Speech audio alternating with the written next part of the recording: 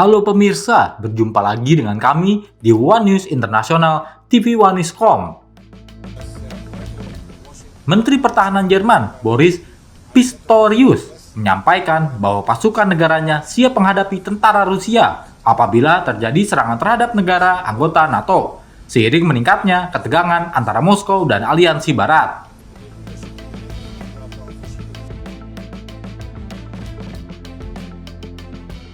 Informasi lainnya, Rusia mengeklaim memiliki sistem pertahanan udara yang mampu menembak jatuh rudal ATACMS buatan Amerika Serikat yang dipasok ke Ukraina dan digunakan dalam konflik melawan Moskow.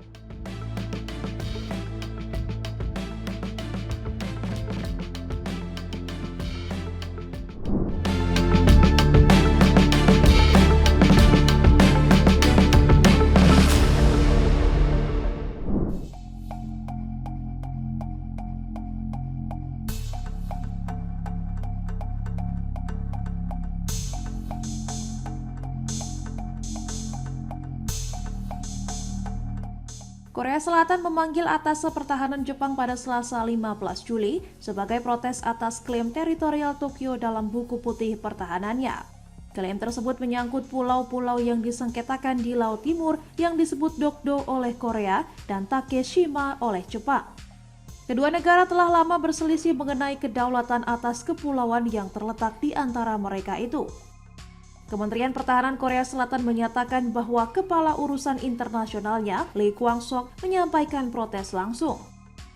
Lee menuntut agar Jepang segera menghapus klaim atas Dokdo dari dokumen resmi mereka.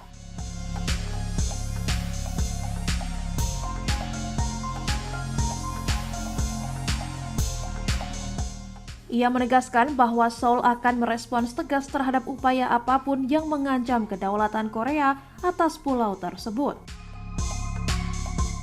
Klaim teritorial Jepang atas Dokdo muncul secara rutin dalam buku putih pertahanan tahunan mereka. Tiap tahun, hal ini memicu reaksi keras dan kecaman dari pemerintah Korea Selatan. Saat ini Kepulauan Dokdo dikuasai sepenuhnya oleh Korea Selatan dan dijaga oleh personel penjaga pantai. Sengketa ini tetap menjadi sumber ketegangan diplomatik antara dua sekutu utama Amerika Serikat di Asia Timur.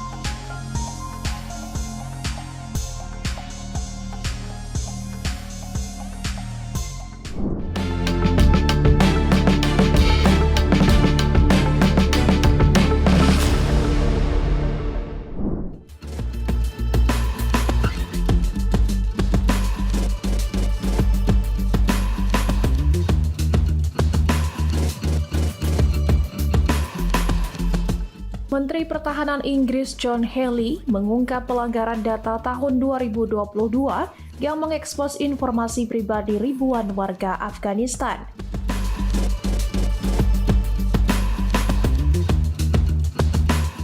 Kebocoran itu membuat mereka berisiko menjadi target tindakan balasan, terutama dari Taliban.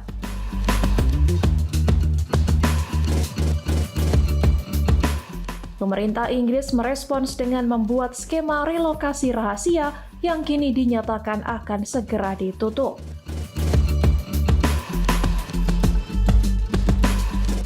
Putusan Pengadilan Tinggi London pada Mei 2024 menyebut sekitar 20.000 orang mungkin harus ditawari relokasi ke Inggris. Biaya program relokasi itu diperkirakan bisa mencapai miliaran pound.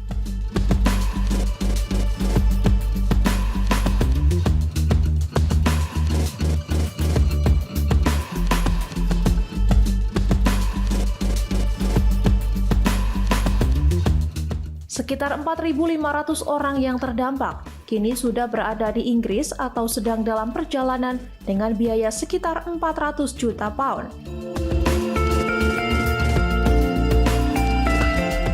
Pemerintah juga menghadapi gugatan hukum dari para korban kebocoran yang dapat menambah beban finansial negara. Hingga Mei 2025, lebih dari 16.000 orang telah dipindahkan ke Inggris melalui skema relokasi tersebut. Data pribadi hampir 19.000 warga Afghanistan yang mengajukan relokasi bocor secara tidak sengaja dan ditemukan dipublikasikan di Facebook pada Agustus 2023. Pemerintah Keir Starmer mencabut larangan publikasi Super Injunction dan menyimpulkan bahwa meski Afghanistan masih berbahaya, bukti balas dendam sistematis oleh Taliban belum ditemukan.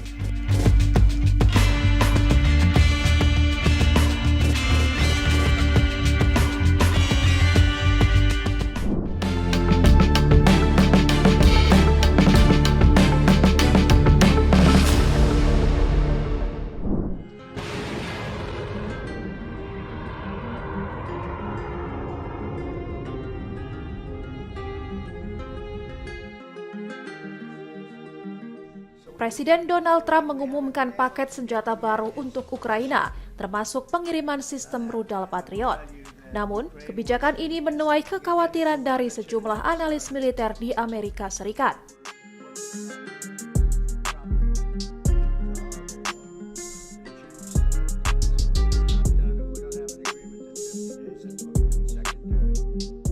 Pensiunan Kolonel Earl Rasmussen menilai langkah tersebut dapat membawa risiko besar bagi kesiapan pertahanan Amerika Serikat.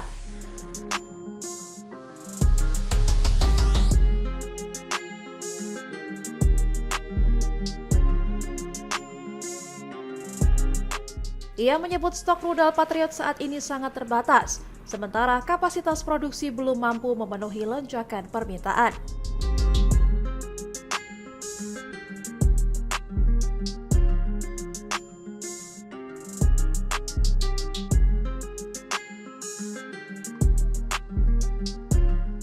Menurutnya, setiap baterai rudal bernilai sekitar 1 miliar US dollar dan harga tiap rudal bisa mencapai 10 juta US dollar.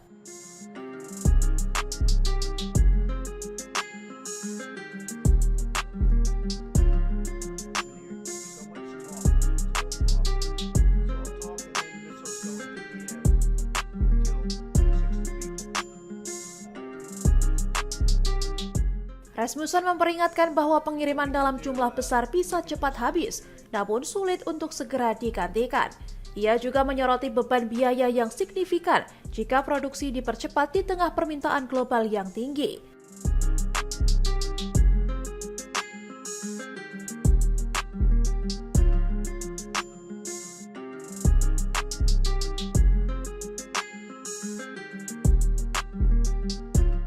Selain itu, pengoperasian sistem Patriot memerlukan dukungan teknis intensif termasuk tenaga ahli dan intelijen.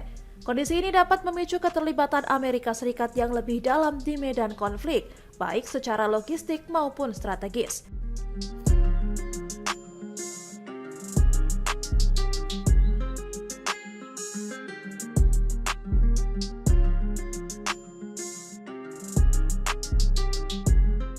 Rasmussen mempertanyakan apakah pengiriman ini akan menyeret Amerika Serikat lebih jauh ke dalam konflik secara langsung atau tidak langsung.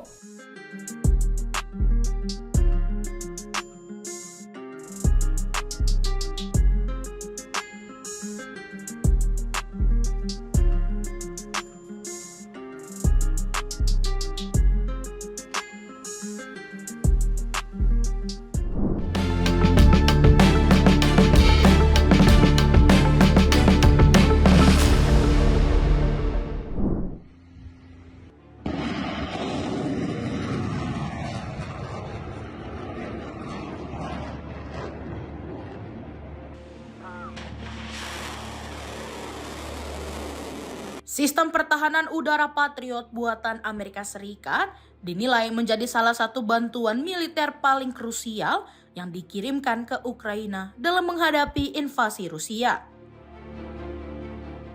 Sistem ini tidak hanya penting secara teknis, tetapi juga simbolis karena menandai komitmen penuh negara-negara Barat dalam mendukung pertahanan Ukraina dengan teknologi tingkat tinggi. Patriot dirancang untuk mencegat berbagai ancaman udara, mulai dari rudal balistik dan jelajah, drone, hingga pesawat tempur. Sistem ini terdiri dari radar canggih, pusat kendali, peluncur rudal, dan kendaraan logistik pendukung yang bekerja secara terintegrasi. Radar berkemampuan deteksi hingga 100 km ini memungkinkan pelacakan simultan terhadap puluhan target sekaligus.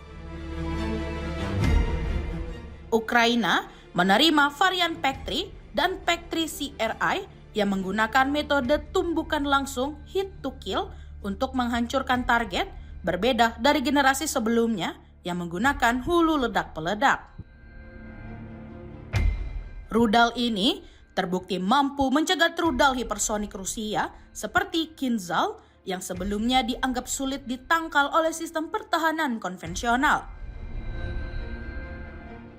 Keunggulan lain Patriot terletak pada fleksibilitasnya. Ukraina menerapkan taktik mobilisasi tinggi agar sistem ini tidak mudah dilacak dan dihancurkan oleh Rusia.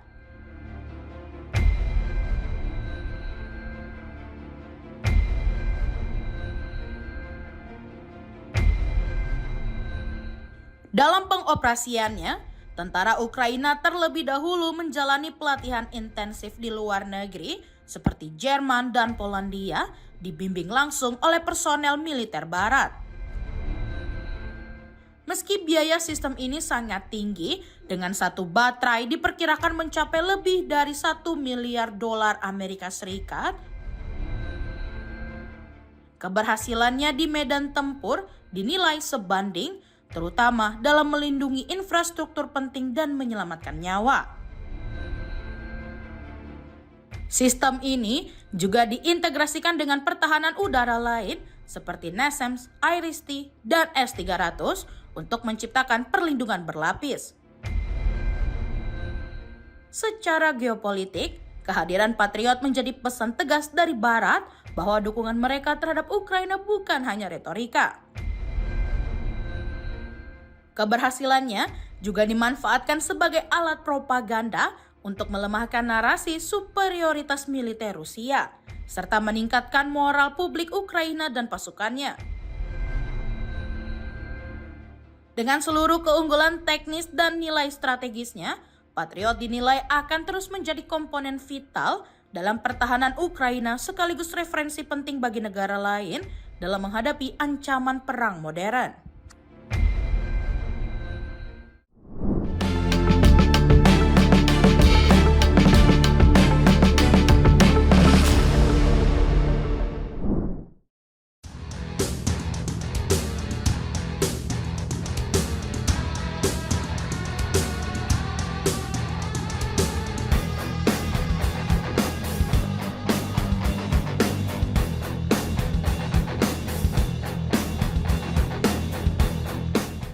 Prancis dilaporkan enggan ambil bagian dalam skema pembelian senjata Amerika Serikat untuk Ukraina di tengah dorongan Paris untuk memperkuat industri pertahanan dalam negeri.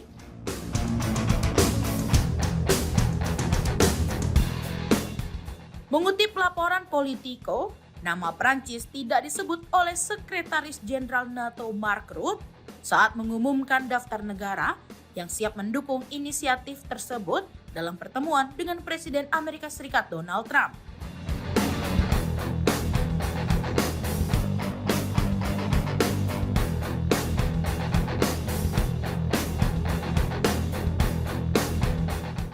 Politico juga mencatat bahwa Presiden Emmanuel Macron telah lama mendorong negara-negara Eropa agar lebih mengandalkan produksi senjata lokal ketimbang impor dari luar kawasan.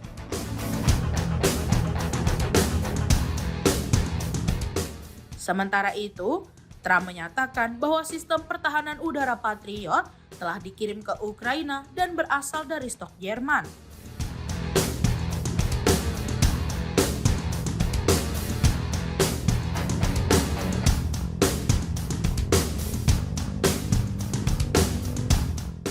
Menurutnya, Jerman akan mengganti rudal tersebut dan Amerika Serikat akan menerima pembayaran penuh dalam setiap pengadaan.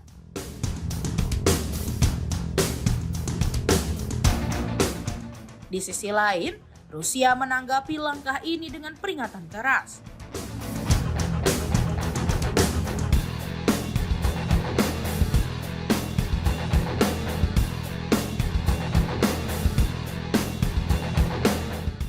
Presiden Vladimir Putin sebelumnya menyebut bahwa penggunaan senjata jarak jauh barat oleh Ukraina akan mengubah sifat konflik secara fundamental.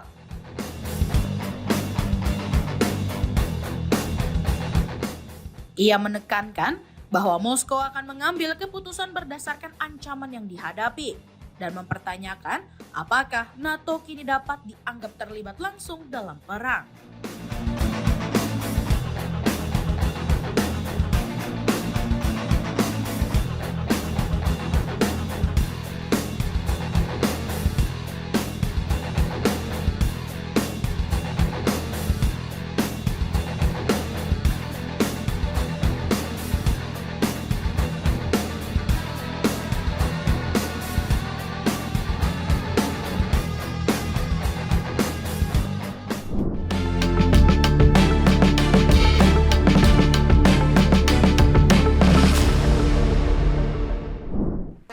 Mr. Speaker, this serious data incident should never have happened.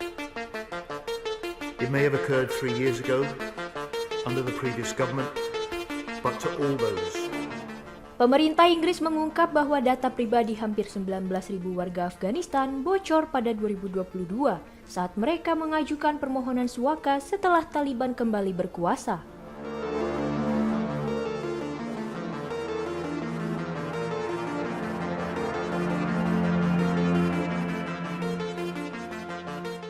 Kebocoran itu menimbulkan kekhawatiran bahwa mereka dapat menjadi target pembalasan, khususnya karena sebagian informasi sempat tersebar secara daring.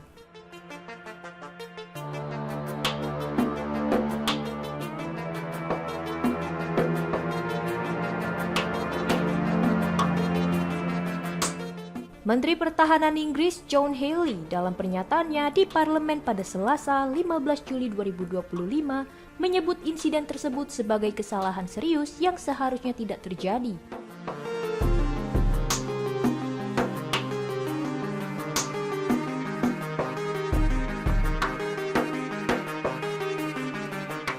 Ia menyampaikan permintaan maaf resmi kepada seluruh pihak yang terdampak, meskipun kejadian itu terjadi di bawah pemerintahan sebelumnya.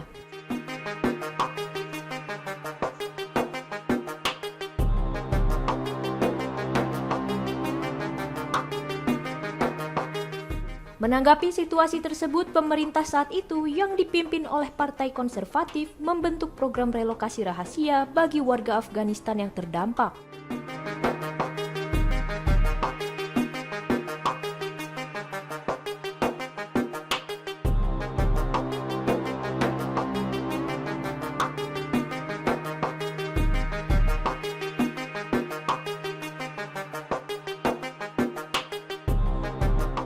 Program ini dijalankan di bawah pemerintah pengadilan super injunction yang melarang pengungkapkan informasi apapun terkait program tersebut.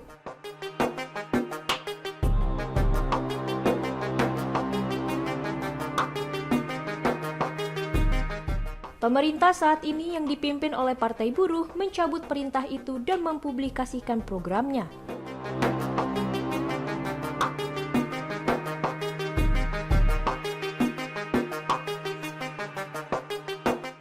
Berdasarkan hasil tinjauan independen yang dilakukan mantan pejabat intelijen militer Paul Bremer, kebocoran tersebut dinilai tidak secara langsung meningkatkan risiko terhadap para pemohon.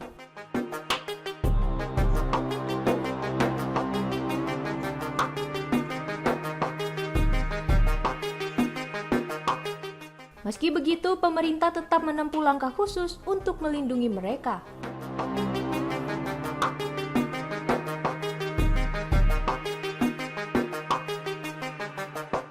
Sekitar 4.500 orang, terdiri dari 900 pemohon dan sekitar 3.600 anggota keluarga telah direlokasi ke Inggris melalui jalur rahasia itu.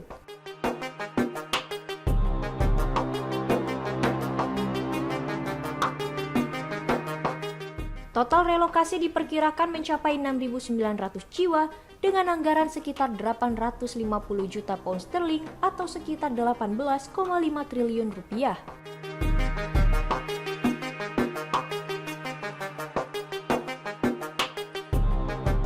Di luar itu, lebih dari 36.000 warga Afghanistan telah dipindahkan ke Inggris melalui skema pemukiman ulang lainnya.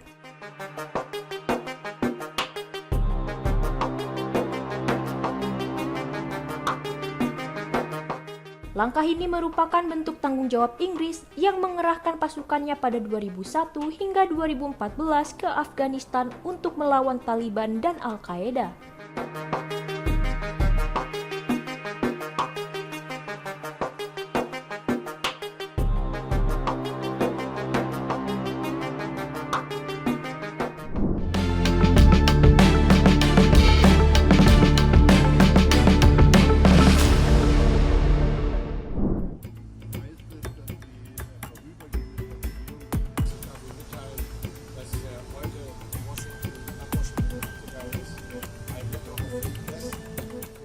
Menteri Pertahanan Jerman, Boris Pistorius, menyatakan bahwa militer negaranya siap menghadapi dan bahkan menewaskan tentara Rusia jika Moskow menyerang negara anggota NATO.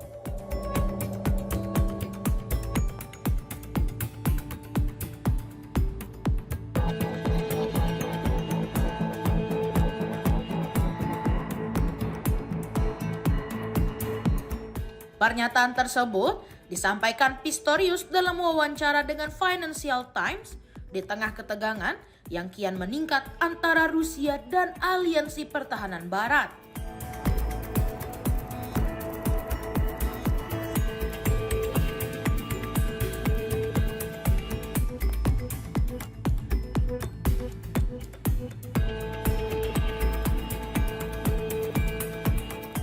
Ia juga mengungkap rencana pengerahan Brigade Permanen Angkatan Darat Jerman di Lituania sebagai bentuk komitmen perlindungan terhadap negara-negara Baltik dan sisi timur NATO.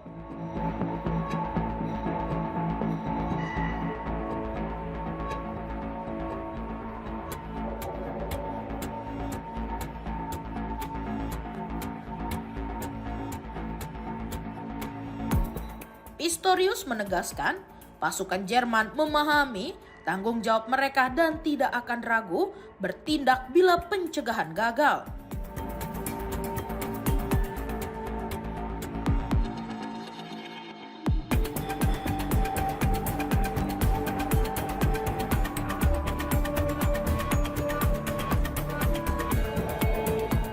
Menanggapi pernyataan itu, juru bicara Kremlin Dmitry Peskov menyebut komentar Pistorius sebagai hal berbahaya dan mengejutkan.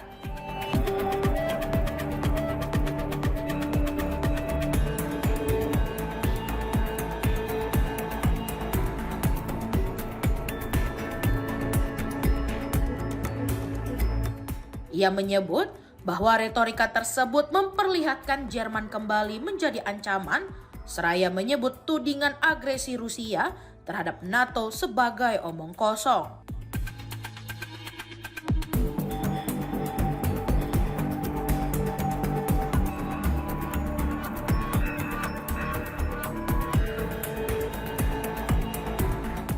Peskov sebelumnya menuding NATO menciptakan monster dalam sosok Rusia demi membenarkan lonjakan anggaran pertahanan yang kini ditargetkan mencapai 5% dari PDB negara-negara anggota.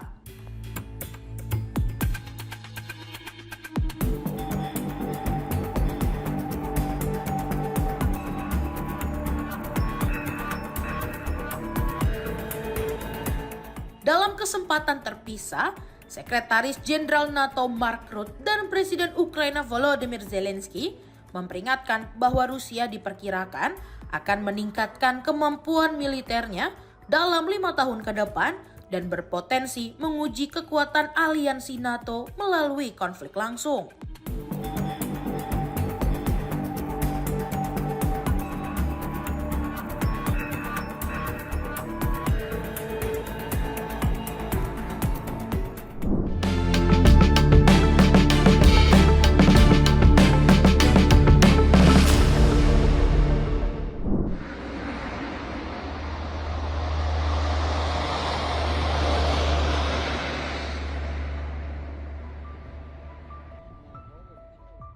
Ladang minyak di wilayah semi-otonom Kurdistan, Irak kembali diserang oleh drone bermuatan bom untuk hari ketiga berturut-turut pada Rabu 16 Juli 2025. Serangan ini menyebabkan 2 ladang minyak yang dioperasikan perusahaan asal Norwegia menghentikan produksinya sementara. Perusahaan minyak dan gas DNO yang mengelola ladang Tauke dan Paskabir di wilayah Zako dekat perbatasan Turki menyatakan bahwa produksi dihentikan sementara setelah terjadi ledakan. Meski tidak ada korban jiwa, fasilitas mengalami kerusakan material.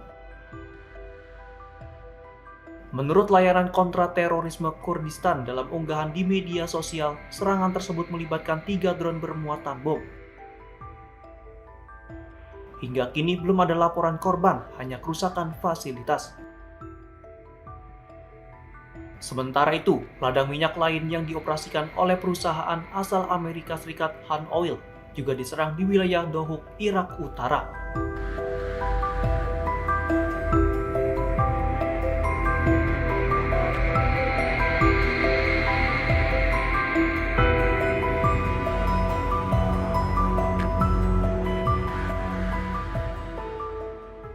Namun belum ada rincian lebih lanjut mengenai serangan ini. Sehari sebelumnya, Selasa 15 Juli 2025, serangan drone menghentikan produksi di ladang minyak Sarsang di wilayah Kurdistan hanya beberapa jam sebelum operator asal Amerika Serikat menandatangani kesepakatan pengembangan ladang baru dengan pemerintah Irak. Hingga kini belum ada kelompok yang mengklaim bertanggung jawab atas serangan tersebut.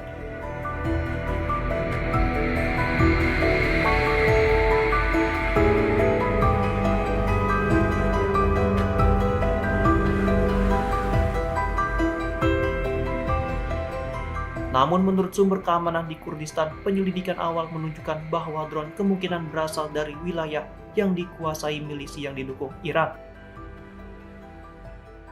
Pada Senin 14 Juli 2025, 2 drone juga dilaporkan jatuh di ladang minyak Kurmalah dekat Erbil, Kurdistan Irak dan menyebabkan kerusakan pada pipa air di fasilitas tersebut.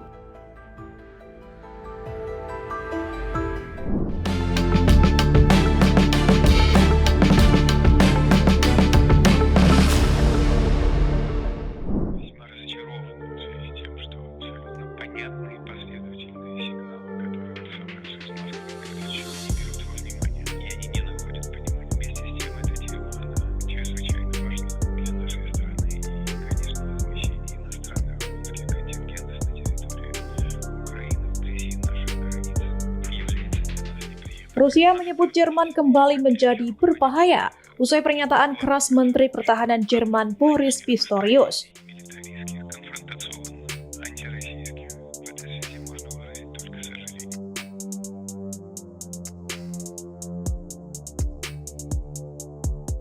Pistorius mengatakan pasukan Jerman siap membunuh tentara Rusia jika terjadi konfrontasi langsung.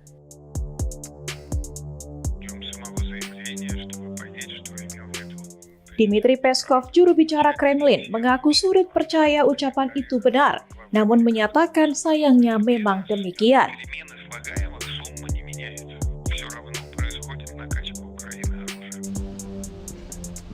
Pistorius menyampaikan komentarnya kepada Financial Times, menekankan kesiapan tempur pasukan Jerman.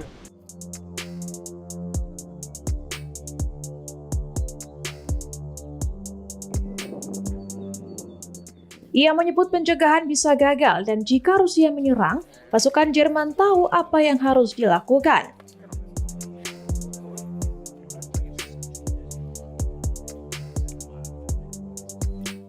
Pistorius menegaskan pembicaraan damai hanya mungkin dilakukan dari posisi yang kuat dan setara. Ia menolak anggapan bahwa Jerman tengah mengintimidasi, tetapi memperingatkan bahwa negaranya tidak lemah.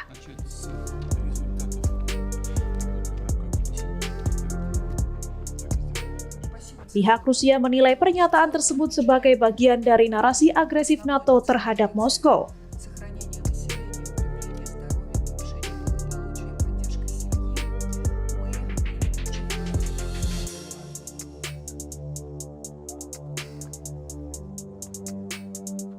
Peskov sebelumnya mengatakan NATO butuh monster seperti Rusia untuk membenarkan lonjakan anggaran pertahanannya.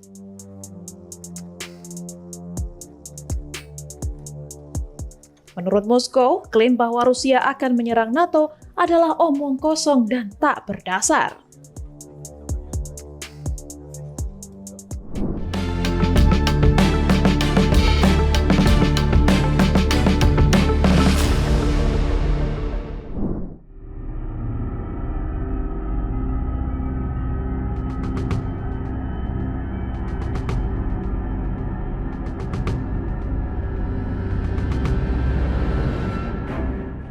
Rusia mengklaim telah menguasai kemampuan untuk menembak jatuh rudal taktis ATACMS milik Amerika Serikat yang digunakan Ukraina dalam perang melawan Moskow.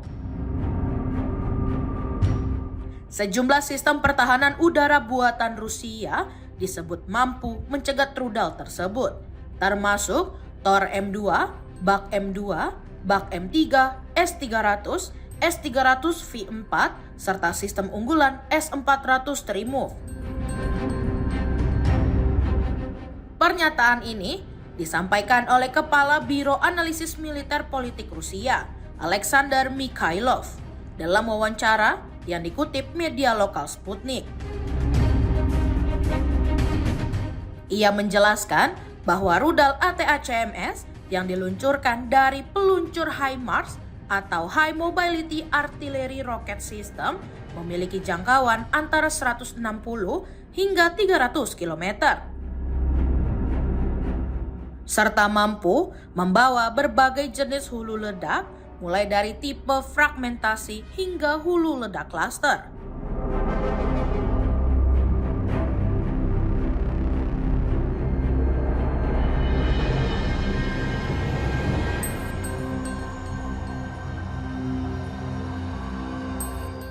Mikhailov menyebut radar Rusia memiliki kemampuan mendeteksi peluncuran rudal dari jarak dekat, sehingga sistem pertahanan bisa diarahkan secara cepat dan melakukan intersepsi.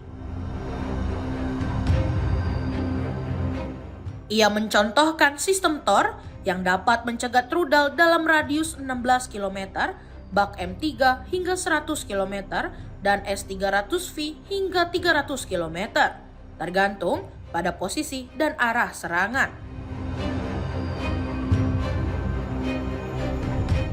Ia juga menilai bahwa Amerika Serikat kemungkinan besar terlibat langsung dalam peluncuran rudal ATACMS, termasuk dalam proses penargetan dan kendali dari jarak jauh.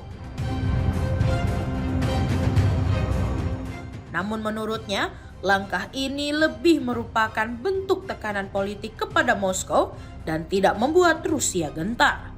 Ia menyatakan bahwa pemerintah Rusia mencermati eskalasi ini, tetapi tidak menganggapnya sebagai ancaman yang mengkhawatirkan.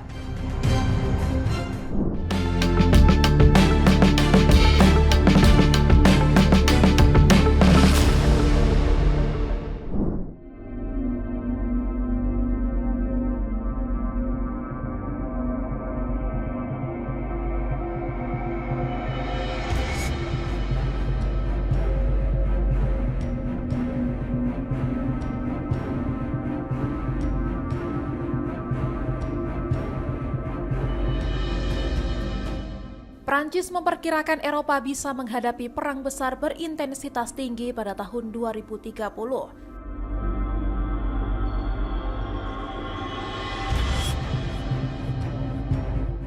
Prediksi itu tertuang dalam tinjauan strategis nasional yang dirilis Sekretariat Jenderal untuk Pertahanan dan Keamanan Nasional.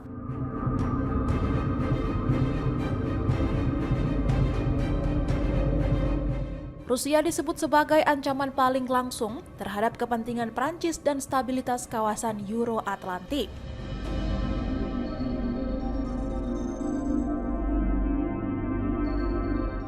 Laporan juga menyoroti Iran, Cina, terorisme, separatisme, serta kejahatan siber dan terorganisir sebagai ancaman strategis.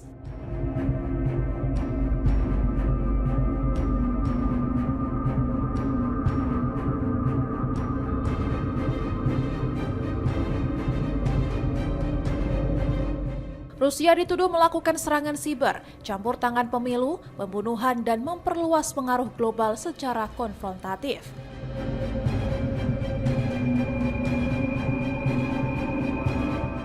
Dokumen memperingatkan potensi aksi Moskow terhadap Moldova, Balkan, atau negara NATO di Eropa Timur.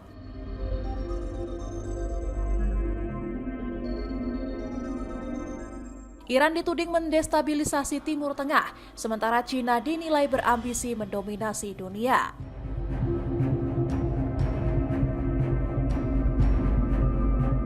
Prancis diminta memperkuat militernya dan mengalihkan ekonomi ke mode kesiapsiagaan perang.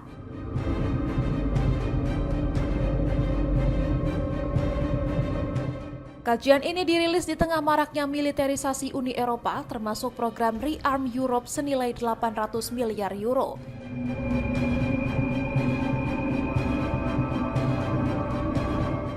Rusia membantah semua tuduhan, menyebut Barat hanya menciptakan monster Rusia demi alasan anggaran militer.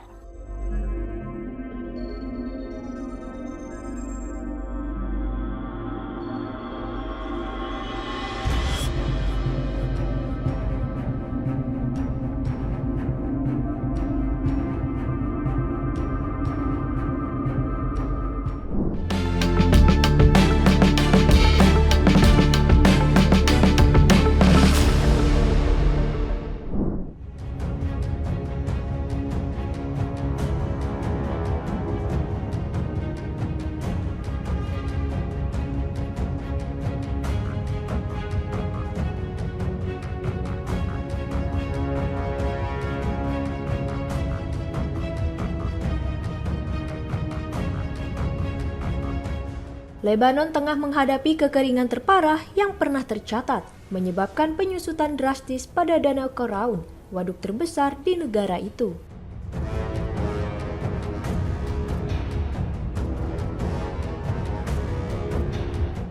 Kondisi ini mengancam pertanian, pasokan listrik, dan ketersediaan air bersih di berbagai wilayah.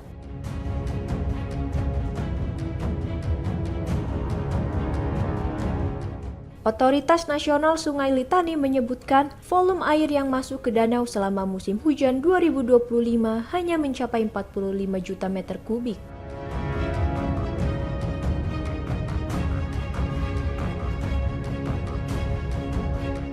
Angka ini jauh di bawah rata-rata tahunan yang menyentuh 350 juta meter kubik. Bahkan tahun ini menurun drastis dari 230 juta meter kubik pada tahun sebelumnya.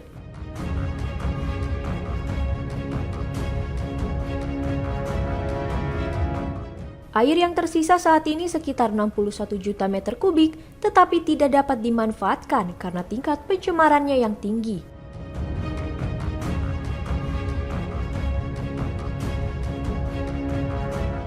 Kepala Otoritas Sami Alawi menyampaikan bahwa hampir 90% dari sekitar 4.000 mata air di Lebanon, termasuk 300 yang biasanya mengalir sepanjang tahun, telah mengering.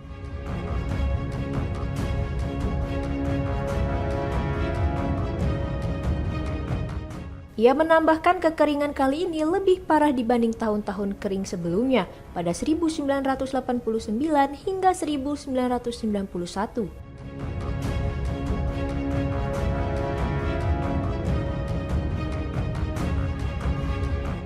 Menurut Alawi, dua faktor utama yang memperburuk situasi adalah penurunan curah hujan dan eksploitasi air tanah yang berlebihan.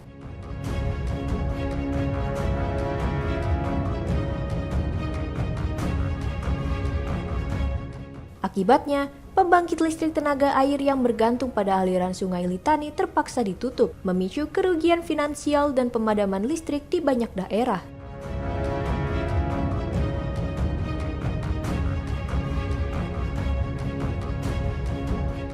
Warga di sekitar Danau Koraun, terutama para petani, turut terdampak. Kondisi diperparah oleh pasokan listrik yang terbatas sehingga mengganggu sistem irigasi.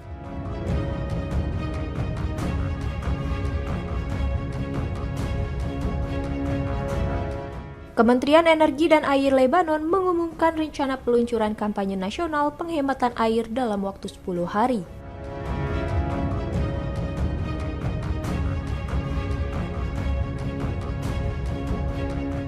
Penasihat Kementerian Suzy Hoaik menyampaikan bahwa pemerintah akan meningkatkan pemanfaatan air tanah dan memperbaiki infrastruktur untuk mengurangi kebocoran.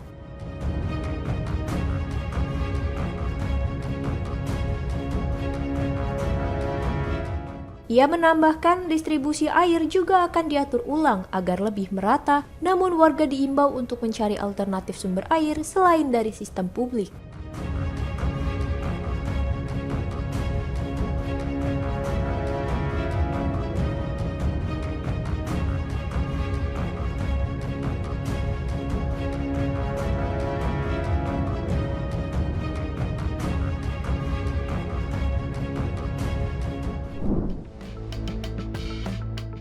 Demikian informasi yang dapat kami sampaikan pemirsa. Terima kasih telah bergabung bersama kami.